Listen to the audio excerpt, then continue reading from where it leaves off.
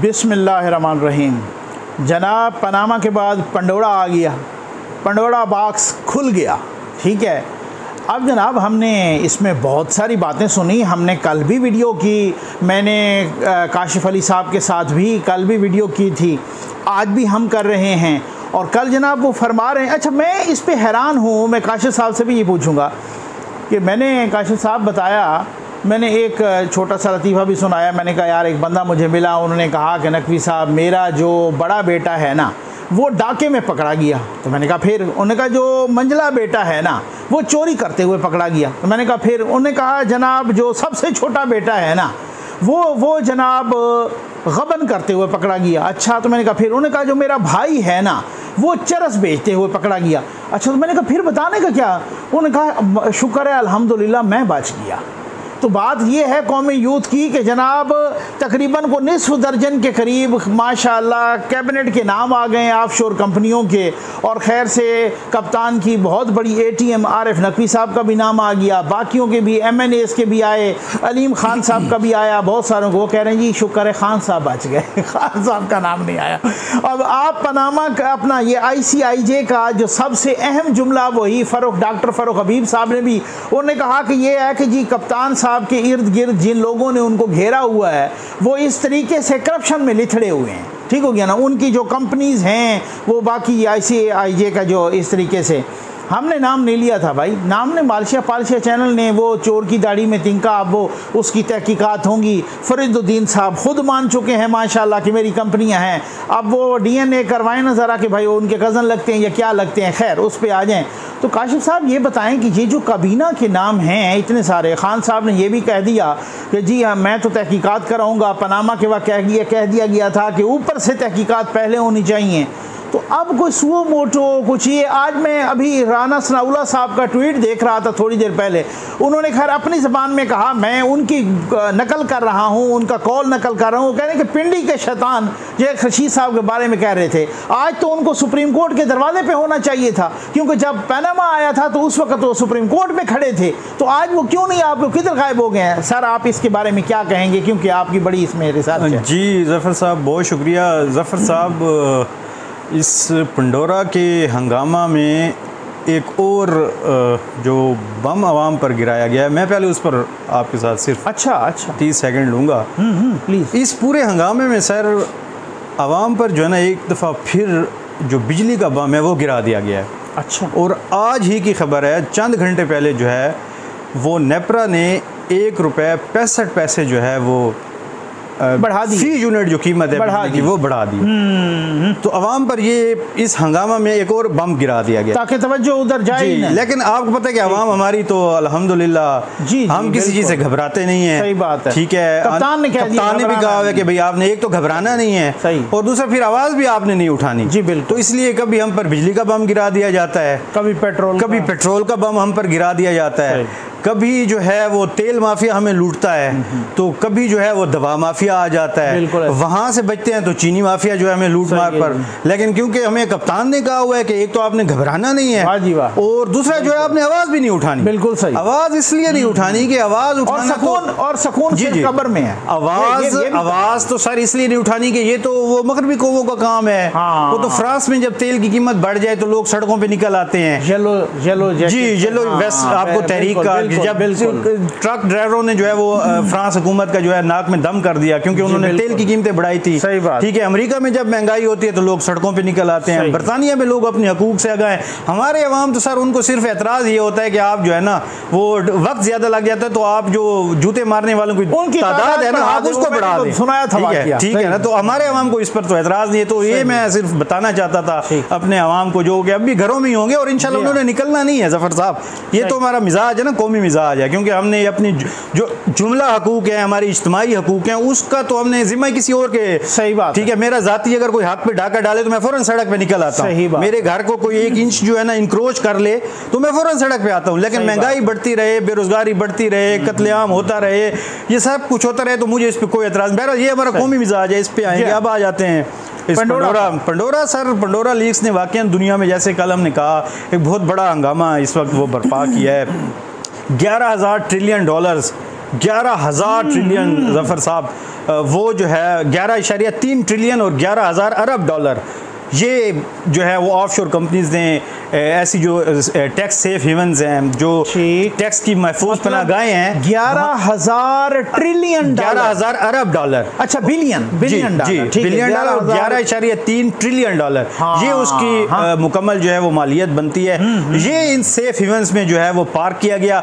और थोड़ा सा हम पहले ऑफशोर कंपनी को समझ ले तो फिर हमें समझ आएगा कि क्या ये लीगल था या ये किया क्यों गया। अब ऑफशोर कंपनीज को शेल्स भी कहा जाता है। ये शेल कंपनीज होती है क्योंकि अंदर से ये खोखली होती है। इसका ना एक्चुअल एड्रेस होता है, ना इसका एक्चुअल मालिक होता है, ना इसके कोई अपने दफातर होते हैं, ना इसके कोई मुलाजमीन होते हैं। और ये सिर्फ और सिर्फ टैक्स को अवॉइड करने के लिए और टैक्स एविजन के लिए, बचाने के लिए, टैक्स से बचने के लिए बनाई जाती है। जब आप इस चीज को समझ लेंगे ना तो फिर आपको इसकी बेसिक जो काज है, इसके बनाने का जो असल मकसद है वो भी समझ आएगा। सही बात। तो सर दुनिया भर के जो है वो उन अहम रहनुमाओं के जो है नाम आए हैं और अल्हम्दुलिल्लाह पाकिस्तानी एक दफा फिर बाजी ले गए हैं। ठीक है, 700 पाकिस्तानियों के नाम आए हैं माशाल्लाह। और इंडियन 300 के, इंडिया के 300 के, यानी कि 1 अरब जो 30 करोड़ का मुल्क है, हाँ, उसमें 300 के। जी नालायक है भाई इंडिया। जी हम उनसे बाजी ले गए ना, क्योंकि हमारा तो सियासी जमातों में बाजी तहरीक इंसाफ ले गए। तहरीक इंसाफ उनका नाम भी अभी हम लेते हैं कि कौन कौन से रहनुमा हैं, बड़े मुफस्सिल एक एक का बताएंगे। तो सर जी वो 700 पाकिस्तानी जो है उनके भी इस तरह की जो बेनामी कंपनियां हैं, इस तरह की जो फेक, इस तरह की जो बेनामी कंपनियां और एक आर्जी कंपनियां, खोखली कंपनियां हैं, उनके जो है नाम पर वो सारी एसेट लिए गए। और ये जो असासे हैं ये बरतानिया में, अमेरिका में और बड़े इंपॉर्टेंट जंगों में उन कंपनियों के जरिए से जो है वो खरीदे गए। अच्छा। तो उस 700 में फिर एक और अहम बात यह है कि जो लंदन में जायदादें खरीदने वाले, उन कंपनीज के जरिए जो जायदादें खरीदने वाले हैं, उसमें पाकिस्तानी आपकी दुआ से 5वें नंबर पर माशाअल्लाह दुनिया में, माशाअल्लाह। और इंतहाई महंगी जगहों पर जफर साहब, बरतानिया की इंतहाई महंगी जगहों पर, अमेरिका की इंतहाई अहम और महंगी जगहों पर पाकिस्तानियों ने जो है वो जायदादें खरीदी। अब यहाँ पे ये थोड़ा सा रुकिए, यहाँ पे सर्वे आता है ना कोई कि ग्रीन पासपोर्ट किस नंबर पे, तो अगर कोई 200 मुल्क होते हैं तो हम 190 नंबर पे, 190 जी हो गया ना। इसी तरीके से कोई इस तरह के और सर्वेज आते हैं जहाँ पे कोई पॉजिटिविटी जानी होती है, तो हम बिल्कुल वो कहते हैं ना दुम की तरफ से, ठीक हो गया ना, फर्स्ट पे होते हैं। और जब यहाँ पे आया मामला तो माशाल्लाह हम 5वें नंबर पर जायदाद में, टॉप 10 में सर, बल्कि टॉप 5 में है जी, टॉप तो वो जनाब हम जायदादें खरीदें। अब आ जाते हैं जी इन 700 जो अहम पाकिस्तानी हैं, इसमें अल्हम्दुलिल्लाह सबसे पहले जो है वो आपके वजीर खजाना शौकत तरीन साहब हैं। 4 कंपनियां उनके नाम, हमारी मईशत ठीक करते करते, हमारी मईशत ठीक करते वो बड़े अरसे से जो है उन्होंने अपनी 4 कंपनियां जो है वो बनाई हुई थी, तो उनका नाम सामने आए। फिर इस तरह मुने से इलाही जो आपके वफाकी वजीर और आपके कोएलिशन पार्टनर हैं जनाब, बात है, तो उनकी भी जो कंपनियां हैं वो सामने आई हैं। सेनेटर फैसल वावडा, मैं खान साहब के जो करीबी हैं उनका नाम इसलिए ले रहा हूं कि खान साहब का एक माजी में एक स्टांस रहा है इन इश्यूज पर, वो आए ही इसी शफाफियत के इशू पर थे, करप्शन को खत्म करने के इशू पर आए थे। यू टर्न लेके कहते हैं अजीम लीडर जी, अजीम वो मेरा उनका अपना मौका है, मैं तो वो जो स्टेटेड उन्होंने ऑन रिकॉर्ड कहा था मैं उसकी बात कर रहा हूं, तो इसलिए मैं उनके करीबी जो हल्का है पहले उसका मैं नाम ले रहा हूं। इसी तरह हम देखते हैं कि उसमें जो मुस्लिम लीग नवाज के रहनुमा और साबिक वजीर खजाना इसाक डार साहब हैं, उनके बेटे का भी नाम उसमें आता है, और खुसरो बख्तियार साहब जो वफाकी वजीर हैं। तो सर उसके अच्छा एक बात मैं छोटी सी बता दूं अली डार के हवाले से। जी अली डार साहब, और मैं ये नहीं, उनकी अपनी वजाहत आ चुकी है, और उन्होंने जो जवाब उमर चीमा साहब को दिया था वो जवाब सोशल मीडिया पे गालिबन आपने भी देख लिया होगा। उन्होंने कहा कि मैं दुबई में रहता हूँ, मैं पाकिस्तान में टैक्स पेयर नहीं हूँ, नहीं के कानून भी मुझ पे आइन में नहीं लगते, मैं दुबई में रहता हूँ, मैंने सब कुछ डिक्लेयर किया हुआ है, दुबई के हुकाम को मेरा सब कुछ पता है उसमें, और वो उनकी वजाहत मौजूद है। और उमर चीमा साहब ये रिकॉर्ड पे बता चुके हैं जियो न्यूज़ पे कि जनाब बात ये है कि मैंने सबको, बहुत सारों को किया, जिसको भी करते तो दूसरी दफ़ा वो जवाब नहीं देता, वो हमें व्हाट्सएप पे ब्लॉक कर देता था। अली डार साहब से मैंने पूछा, उन्होंने पूरी वजाहत दी इसकी मुझे, और वो वजाहत के साथ उनका बयान मौजूद है, और वो कोई पब्लिक ओहदे पे नहीं रहे, ये सिर्फ बताना ज़रूरी जरूरी था, बाकी तो इस तरह जो खुसरो बख्तियार साहब के भाई हैं उमर बख्तियार साहब, उनके नाम पर भी जो एक कंपनी है उमर शहरयार साहब, जी उनके नाम पर भी एक कंपनी जो है वो निकली है। और वकार मसूद साहब जो कि वज़ीर आज़म के साबिक मुआविन ख़ुसूसी थे, उनके नाम भी जो है वो कंपनी निकली है। और आरिफ नकवी साहब जी मतलब ये या जिनके मैंने नाम लिए या उनके रिलेटिव जो क्लोज उनके ब्लड रिलेशंस हैं या उनके करीबी वो हैं, उनके नाम जो ये कंपनियां बनाएंगे। इस तरह जो आरिफ नकवी साहब, उनके नाम भी जो है वो कंपनी के लिए, ये आरिफ नकवी जो इस वक्त एटीएम जो खान साहब जी वो इस वक्त ज़ेर अताब है जी, इस वक्त यूके में अरेस्टेड हैं और उनकी एक्सट्रेडिशन का जो केस है वो चल रहा है और अमेरिका ने उसे तलब किया जी। उन्होंने जो गल्फ कंट्रीज में एक बहुत बड़ा, और ये भी सुना है कि जब उनको पकड़ा गया था तो उनकी जेब से कुछ नंबर निकले थे। उन्होंने कहा है कि सबसे पहला राब्ता कप्तान साहब से करना, अगर कोई मामला ऐसा हो। ये मैं इस पे स्टोरी कर चुका हूँ कि उनकी जेब से कुछ नंबर निकले थे, उनमें कप्तान साहब का नंबर भी था कि अगर मेरे बारे में कोई राब्ता करना पड़े तो इमरान खान साहब से करें जी। तो ये यानी पाकिस्तानी जो इम्पोर्टेंट, और इसमें अभी और बड़ी तादाद है, ये आहिस्ता आहिस्ता ये सामने आएगी। मुकद्दस गायों का भी नाम है ना जी सर, बड़ी ये देखें ऐसे खाने पीने के मौके हों और फिर कुछ लोग पीछे रह जाएं, तो ये तो मेरे ख्याल में ना इंसाफ। अब आपका जो है ना, जैसे ही मैंने मुकद्दस गाय कहा तो आपका टोन जरा हल्का हो गया। जी, मैं आपको बिल्कुल ज़फर साहब सबसे पहले जो है वो नाम ले देता हूँ ताकि आपके दिल को जो है ठंडक महसूस हो। तो इसमें जनाब जनरल रिटायर शफातुल्लाह शाह साहब की अहलिया है माशाल्लाह, उनके नाम भी एक ऑफशोर कंपनी निकली है। और इसके साथ साथ शरफ साहब की मिलिट्री सेक्रेटरी जी, अच्छा ये साथ साथ बिल्कुल ये कोर कमांडर लाहौर भी रहे बिल्कुल। अच्छा, इस तरह एक कर्नल रिटायर राजा नादिर परवेज हैं, उनके नाम भी एक ऑफशोर कंपनी के लिए। मेजर रिटायर नुसरत नईम साहब, इनकी जो है अफगान ऑयल एंड गैस के नाम से एक कंपनी जो है वो ऑफशोर कंपनी सामने आई है। और नुसरत करते जी अल्हम्दुलिल्लाह, मतलब जो वो कर सकते थे उन्होंने पूरी नुसरत की है। तो कमी रह गई है तो अभी भी वो शायद कहीं साहब की हैसियत में कर रहे हो, तो खिदमत तो चलती रहती है ना। इसी तरह जो पाक फिजाया के साबिक सरबराह हैं जनाब अब्बास खटक साहब, तो उनके बेटों को भी जनाब ऑफशोर कंपनियां जो सामने आई हैं। और जफर साहब इसमें और भी नाम है, लिस्ट अली खान साहब के भी, अली कुली खान साहब जो हैं वो उनके लेफ्टिनेंट जनरल अली कुली खान, उनके भी दामाद हैं ये बेटे जी। तो जफर साहब बात ये है कि एक चीज आपने इसमें देखी होगी कि इसमें सियासतदानों के नाम भी हैं, इसमें जनरल्स के नाम भी हैं, इसमें बहुत बड़े बड़े ड्रग माफिया के नाम भी हैं, इसमें बड़े बड़े जो है लैंड ग्रैबर्स के नाम भी हैं। तो ये आप सर एक बात है, आप बात भी कर रहे हैं, मैं कंगालता रहा, खैर हो सकता है बाद में भी जो पेपर आए या उनमें से कुछ निकल आए, मुझे किसी इंडियन जर्नल का नाम नहीं नज़र आया। नालायक नहीं है ये लोग जी। शायद अभी मैंने मुकम्मल इंडियंस का नहीं पढ़ा, उसमें सचिन तेंदुलकर का नाम था जी। उनके वो अंबानी साहब उनका भी था, कोई और भी कुछ उनकी शोबस इंडस्ट्री के कुछ नाम थे जो जैकी शेरोफ है ना।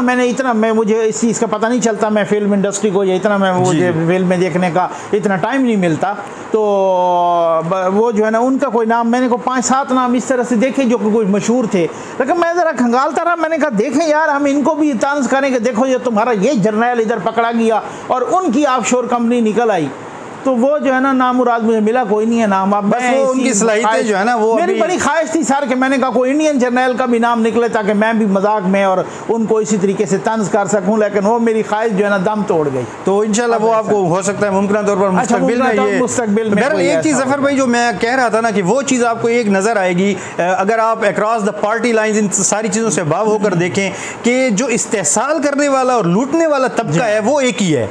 अच्छा, और जिसका जो इस्तेहसाल हो रहा है, अगर इसको दो तबकात में तकसीम करें ना तो ये दो ही बन रहे हैं, चाहे इसे आप मुल्की सतह पर करें चाहे इसे आप इंटरनेशनली करें, एक लूटने वाला तबका है और एक लूटने वाला है। सही बात। तो ये जो लोग अपनी ये मनी लेकर गए हैं, ठीक है, ये मनी लॉन्ड्रिंग इन्होंने की है क्योंकि ये ऑफशोर कंपनीज तो बनाई इसीलिए जाती है। सही बात। ये हमारे जैसे पाकिस्तान जैसे और बाकी जो गरीब ममालिक हैं उनके जो अवाम है उनके खून पसीने की कमाई और उनके टैक्सेस का जो पैसा होता है और उनके जो एसेट्स होते हैं मुल्क के, अच्छा, उनको बेचकर उनमें करप्शन करके जो है ये मनी जो है वो सेफ हेवन्स में पार्क की जाती है और की गई है। और आप इसको दो ही तबकात में तकसीम कर सकते हैं। और आपने देखा होगा कि जब आप इस्तेसाली तबके की बात करते हैं तो वहां पे इत्तेफाक है। जफर साहब एक आप चीज देखेंगे कि वहां पर ना कोई पार्टी लाइंस पर इख्तिलाफ है, ना वहां कोई पीटीआई का है, ना वहां पे कोई पीपल्स पार्टी का। आप देख सकते हैं कि इन 700 लोगों में पीपल्स पार्टी के लोग भी हैं, इसमें शर्जील मेमन साहब है, इसमें पीटीआई के लोग भी हैं, इसमें काफी सारे नवाज लीग के लोग। बिल्कुल। तो यहाँ पे जब इस्तेसाली तबके की बात आती है तो ये सब लोग इकट्ठे हो जाते हैं। ये चीज हमारे अवाम को समझनी चाहिए कि आपको भी जो लुटने वाले हैं उनको भी इकट्ठा होना चाहिए। जब लूटने वाले सब इकट्ठे हैं तो जो लुटने वाले हैं उनको भी एक लाइन पर आकर अपने इज्तिमाई मफादात के लिए जो बात करनी चाहिए। सही, बिल्कुल ऐसे ही, बिल्कुल ऐसे ही है। और सर आप इसका मेरे साथ कोई इंटरनेशनल पहलू डिस्कस कर रहे थे, क्या वो यही था, ये इसके अलावा था कोई? जफर साहब, इंटरनेशनल पहलू ये है कि सबसे इंपॉर्टेंट बात ये है कि अमेरिका जैसे जो नाम नहाद बड़ी डेमोक्रेसीज हैं और जहाँ पर शफाफियत का नारा लगाया जाता है और जहाँ पर बड़े बड़े जनाब बातें की जाती हैं, ट्रांसपेरेंसी की और डेमोक्रेसी की और इक्वालिटी की, तो सबसे इन लीग्स की अहम बात जो सामने आई है वो ये है कि पनामा के बाद दूसरे नंबर पर सबसे महफूज तरीन ऐसी मनी के लिए जो पनाहगाह है वो अमेरिका है। हालांकि ऐसी खबर है पनामा के वक्त वो इतनी बड़ी नहीं आई थी। जी बिल्कुल। ब्रिटिश आयरलैंड वो जो है ना वो कौन सी वाली थी जिसमें वो वर्जिन आइलैंड की VBI जो थी, ब्रिटिश वर्जिन आइलैंड थी, ठीक हो गया ना, तो उसमें जो है ना वो था, लेकिन उस वक्त अमेरिका का इतना नहीं। देखें अमेरिका के जफर साहब, अमेरिका ने हम पर क्या क्या नहीं किया। FATF के नाम पर हम पे एक तलवार अभी तक लटकाई हुई है। हमें क्या क्या पाबंदियों का और क्या क्या ऐसे नामों का, थर्ड वर्ल्ड कंट्रीज और करप्ट कंट्रीज और पता नहीं कैसे। अब ये है सर कि एक चीज आपको बताता, जो $68 मिलियन के जो है वो उर्दन के शाह अब्दुल्ला ने वहां पर खुफिया इन्वेस्टमेंट की हुई है, अपने अवाम को लूट कर $68 मिलियन जाहिर है सर। उसकी खुफिया कंपनी जो है, उसके खुफिया सासे जो है वो अमेरिका के अंदर पड़े। इस तरह आपको मैं अवाम की हालत ग्वाटेमाला जो कि एक इंतहाई गरीब मुल्क है सर, उसके $13 मिलियन के असासे जो है वो अमेरिका में जो है वो वहां पर पार्क्ड हैं और वहां पर असासे खरीदे गए हैं। तो अब सवाल ये है कि अमेरिका जो चैंपियन बनता है डेमोक्रेसी का, ट्रांसपेरेंसी का, वो उसके वो मेयारात कहाँ हैं? क्यों अब इन गरीब ममालिक का जो पैसा है उसको जो है वो वहां पर सेफली पार्क किया जाता है, उसको रास्ते मुहैया किया जाता है? जनाब, उनको अपने मफाद, उनके नेशनल इंटरेस्ट हैं, उनके यहाँ इंडस्ट्रियाँ लगती होंगी, उनके यहाँ बहुत कुछ, उनके अवाम खपते होंगे, इस तरीके से उनको मिलते होंगे जो लोग इस तरह से वहाँ पे कुछ भी बनाते हैं। अच्छा, एक बहुत ही अहम पहलू, और शायद इसी पर ही हम वीडियो को क्लोज करें सर, ये बहुत ही अफसोसनाक कि गवर्नमेंट एक तरह से कहती है कि हम फेक न्यूज़ के खिलाफ बिल ला रहे हैं। ये क्या तमाशा हुआ कि रात जनाब फवाद चौधरी साहब ने ट्वीट कर दिया, फिर शहबाज गिल साहब ने माशाल्लाह ट्वीट किया, और जुनेद सफदर साहब की जनाब उन्होंने कहा कि 5 कंपनियां निकल आई हैं। फिर जब मरियम नवाज साहब ने कहा कि मैं तो सू करूंगी, मालशिया पालशिया चैनल एयरवाई भी किसी से पीछे नहीं रहा, PTV ने चला। अच्छा, पहले तो ये कहते रहे कि PT ने चलाया ही कोई नहीं, ठीक है ना, फिर उसके बाद जनाब उन्होंने खुद माना, और फिर उसके बाद फवाद चौधरी साहब को पता नहीं था, इंफॉर्मेशन मिनिस्टर को, और मालशिया पालशिया शहबाज गिल को पता नहीं था, उनको भी PTV ने नहीं चलाया, और उसी PTV का शार्ट वो जो है ना वो करके तो ट्वीट कर रहे हैं। यार, ये ज्यादती भी तो आप देखें कि आप इस तरह की गैर जिम्मेदाराना हरकत करें, किसी की पगड़ी उछालें, और ये गलती नहीं हुई सर, ये जानबूझ के मेलाफाइड इंटेंशन के तहत किया गया। ये क्या साहब, ये सिर्फ PTV और ARY ने नहीं चलाया, आपको एक बात बताता चलूं, ये जियो न्यूज़ ने भी चलाया है। अच्छा, मैं उस वक्त न्यूज रूम में था, सबसे पहले ये खबर PTV पे चली है। सही। PTV से इसे ARY ने कैरी किया है। ठीक, ARY जब कैरी किया उसने, ये खबर वहां पे चली है कि पांच सुनिएगा, 5 कंपनियां जो है वो जुनेद सफदर के नाम पर हैं। तो उस वक्त जो है वो जियो न्यूज़ पर एक प्रोग्राम चल रहा था, अब वो एंकर का मुझे नाम शहजाद इकबाल साहब का, शहजाद इकबाल साहब के प्रोग्राम में चीमा साहब वहां पर बैठे हुए थे। तो शहजाद इकबाल ने उनसे क्वेश्चन किया, और उस वक्त जो है वो आपके साबिक गवर्नर सिंध जो है, जिनका भी मोहम्मद जुबैर साहब भी वहां पर मौजूद थे, तो उन्होंने फखर दुरानी साहब भी मौजूद थे, तो उन्होंने उस पर क्वेश्चन किया कि अभी जो खबर आ रही है कि जुनेद सफदर की भी 5 ऑफशोर कंपनी सामने आएंगे, तो इस हवाले से क्या? तो उन्होंने फिर मेरे ख्याल में अपने मुस्लिम लीगी कॉन्टैक्ट से और मरियम नवाज साहिबा से जो कंफर्म किया, वो मैं आपको बताता हूँ, और मैंने वो सुना है जी, मैंने वो सुना है। चीमा साहब ये कह रहे थे कि हमने, और फखर दुरानी साहब भी, कि हमने तो टटोल के देखा है खबर, तो सारा उन्होंने बिल्कुल, उन्होंने जब उनसे पूछा तो उन्होंने कहा कि हमारी मालूमात में ये चीज नहीं है, यानी उन्होंने कंफर्म कर दिया कि ये बात नहीं है। और उन्होंने कहा कि खास तौर पे जो पॉलिटिकल फिगर होते हैं या उनका खानदान, उनको तो हम बहुत ही कंगाल के देखते हैं, बहुत ही टटोल के देखते हैं, तो उसमें हमें तो नहीं मिला उनका नाम। बिल्कुल, आखिर हमें अली डार साहब का नाम मिला है, तो उनका इसी बात पर शहजाद इकबाल ने उन्हें कहा कि आप कंफर्म करें जो सही क्या कहते हैं सर, वो तो जाहिर है उनकी कंफर्मेशन चला। मैंने कहा शायद जियो ने ब्रेकिंग के तौर पे चला, लेकिन उस वक्त खबर चल रही थी कि नीचे टिकर्स में चल रही थी कि उनके भी, तो ये चीज जो है उसके बाद फिर वो चीज सामने आ गई। वाकई सर ऐसी खबर नहीं होनी चाहिए, और बड़ा सही रद्द अमल आया मुस्लिम लीग नवाज की तरफ से कि अगर इस चीज को, अब उन्होंने पीटीवी को सू करने का भी कहा है। मैंने तो कहा कि जो मालशिया पालशिया चैनल या बाकी हैं उनको तो लंदन में सू करना चाहिए। वो अगर लंदन में सू होते ना जफर साहब, तो यहाँ पे तो कवानीन बड़े कमजोर हैं, लेकिन वहाँ पे बड़े सख्त हैं, और उसकी उस पर पाबंदी भी लग सकती है। पहले को जुर्माना हो चुका है, आपको पता है, और अरबों डॉलर का जुर्माना हो चुका है। बिल्कुल, ये जियो जब इस तरीके से उनका वो मीर शकील रहमान साहब की जो किरदार खुशी की गई और कितने सालों तक पाबंदी भी लगी थी मेरे ख्याल में। जी बिल्कुल। तो अब बहुत जफर साहब, वो अब हमने देखना ये है कि जैसे आपने अपने इंटरव्यू में भी कहा कि खान साहब का एक हमेशा से नैरेटिव रहा था, उन्होंने कहा था कि मैं करप्शन फ्री और ये वो करूंगा। अब जब उनके क्लोज सर्कल में ये करप्ट लोग सामने आ गए हैं, तो देखना ये है कि खान साहब जो है वो कितनी तुंदई और तेजी के साथ उनके खिलाफ जो एक्शन करते हैं। और खान साहब ने ट्वीट कर दिया, ठीक है। अब तो सामने आ गया ना, तो अब मॉरल ग्राउंड्स पर होना ये चाहिए कि जो मुश्तबे अफराद है या जो अभी कंट्रोवर्शियल हो चुके हैं, उनको जो अवामी ओहदों से अलग किया जाना चाहिए फौरी तौर पे। खान साहब कहते हैं ना, ये हाई मॉरल ग्राउंड करें, लेकिन वो बीच में से बहुत सारे मेरे व्यूवर्स को भी कहते हैं, लेकिन सर बात ये है कि बीच में ये बात फिर रह जाती है। खान साहब कहते थे कि जनाब आप पर जब कोई इल्जाम लगे आप पहले मुस्ताफी हों, बिल्कुल क्लियर हो जाएं, साफ हो जाएं, कानून और आइन के सामने अपने आप को पेश करें, फिर उसके बाद अगर आप साफ निकलते हैं तो फिर आ जाएं यहाँ पर। जी बिल्कुल। और मैं कहता हूँ कि कोई सुओ मोटो भी आना चाहिए सर, होना तो ये चाहिए ना। देखें आप, खान साहब का हमेशा से ये मौक़िफ़ रहा है। अभी भी जब यूएन में वो गए थे, जो जनरल असेंबली का इजलास था, तो उसमें उन्होंने कहा था कि ये गरीब ममालिक का पैसा जो है वो ऑफशोर कंपनीज के लिए लूट कर जो है वो उन अमीर ममालिक में ले जाया जाता है।